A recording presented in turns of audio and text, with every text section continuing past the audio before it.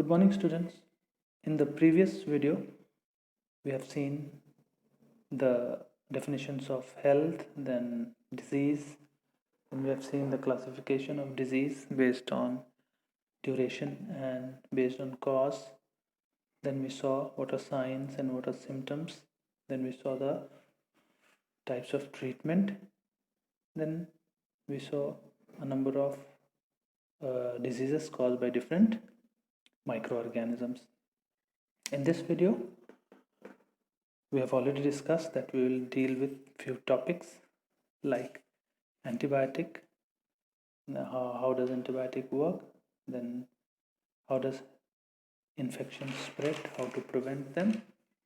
Then we will deal with immunization and vaccination. So let us start with antibiotic. Now when we go to the doctor writes some tests, and somehow from the test result we are diagnosed with some bacterial disease. So the doctor writes antibiotic. Now, what is the function of antibiotic? Antibiotic function in killing the bacteria which is causing the disease. Now, how does antibiotic function? Antibiotic function prevent one of the pathway in the life cycle of bacteria. Bacterias bacterias make a cell wall, a tough rigid cell wall around them for protection, and antibiotic don't allow the bacteria to build tough rigid cell wall around them, and they are killed. So this is how antibiotics work. Now antibiotic kill bacteria which are cell, and our stomach, our intestine has also cells. Then why do these antibiotics don't affect our stomach? So though bacteria are cell and our intestinal cells and our stomach cells are also cells, लेकिन antibiotic जो है वो सिर्फ antibiotic anti bacterias में काम करते हैं और हमारे पेट को या हमारे इंटेस्टाइन के सेल्स को नुकसान नहीं पहुंचाते, जबकि दोनों सेल हैं. तो if we look at the function of antibiotic, तो एंटीबायोटिक का टारगेट क्या होता है कि जो बैक्टीरिया जो सेल वॉल बनाता है वो नहीं बनाने देता है, जबकि हमारा बॉडी जो है वो हमारा सेल जो है वो सेल वॉल नहीं बनाता है. इसीलिए एंटीबायोटिक जो है वो हमारे सेल को अफेक्ट नहीं करता है. उसी तरह से अगर कोई वायरल डिजीज़ से अगर हम सफ़र कर रहे हैं और अगर एंटीबायोटिक खाएंगे तो वो असर नहीं करेगा. क्यों? क्योंकि अगेन वायरस का जो साइकिल है उसमें again they don't build a cell wall.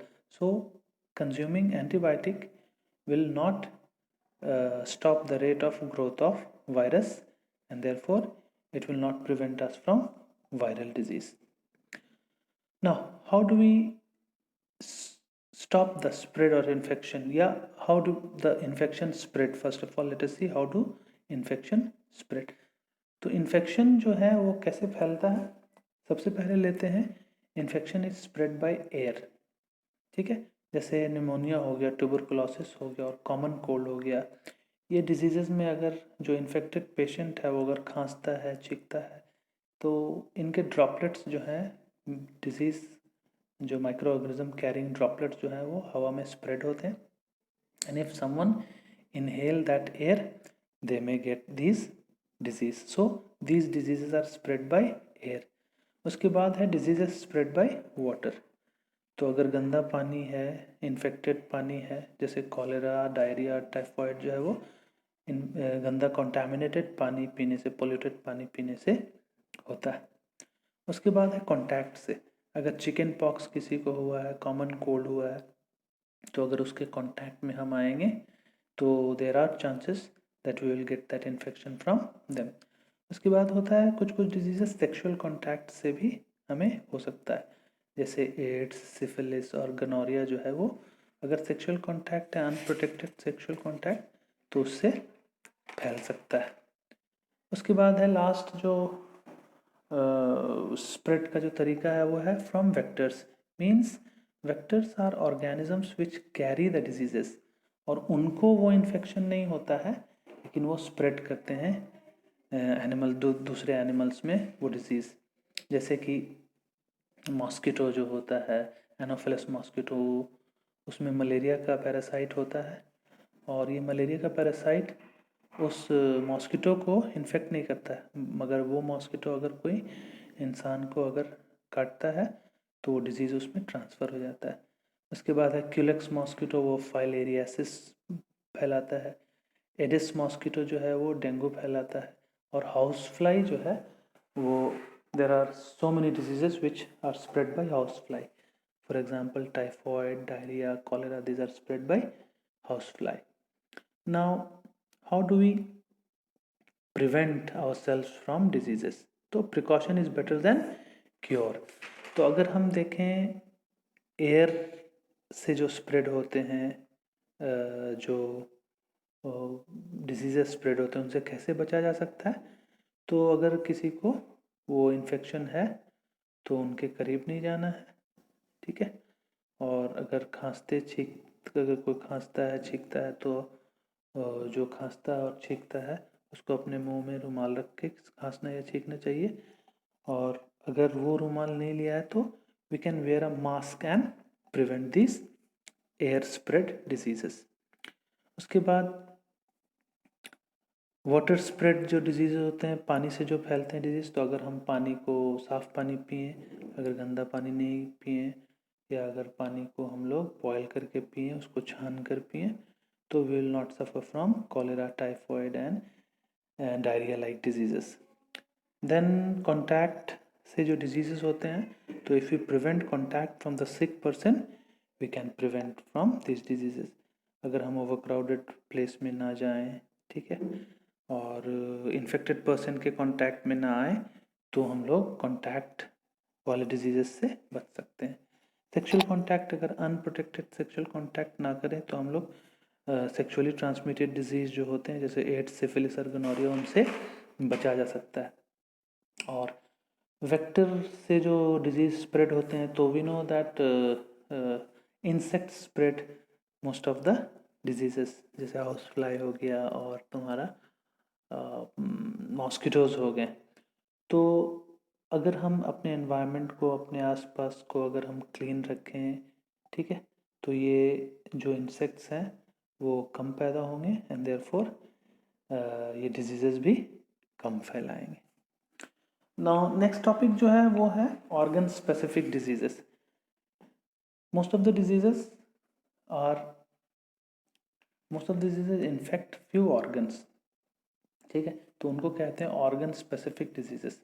For example jaundice अगर हुआ तो it affect the liver.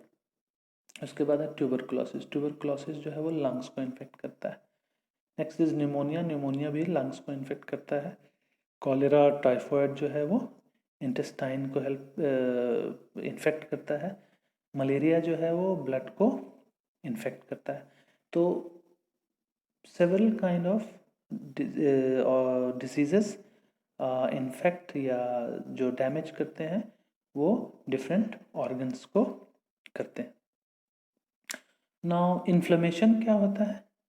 Inflammation is a process in which our body build antibody to fight that infection. और इस दौरान जो है, जो ऑर्गन अफेक्टेड है और जहाँ इन्फ्लेमेशन हो रहा है, तो स्वेलिंग हो सकता है, रेडनेस हो सकता है उसमें, और इवन फीवर आ सकता है। तो during the time of inflammation actually our body is preparing to fight off those infections, ठीक है। अब इम्यूनिटी क्या है और इम्यूनाइजेशन क्या है? तो इम्यूनिटी हम लोग जानते हैं कि हमारे बॉडी का जो खुद का जो मैकेनिज्म है to prevent from diseases, it is known as immunity. और ये कैसे होता है इम्यूनिटी? नेचुरल इम्यूनिटी हमारे में कैसे होता है? अगर कोई डिजीज़ हमको हमारे लाइफ टाइम में होता है, ठीक है, और we are expose to some diseases, तो उसके अगेंस्ट में जो है वो हमारा जो बॉडी है वो एंटीबॉडी बना लेता है, उससे इन्फेक्शन से फाइट ऑफ करने के लिए एंटीबॉडी बना लेता है। Then what is immunisation?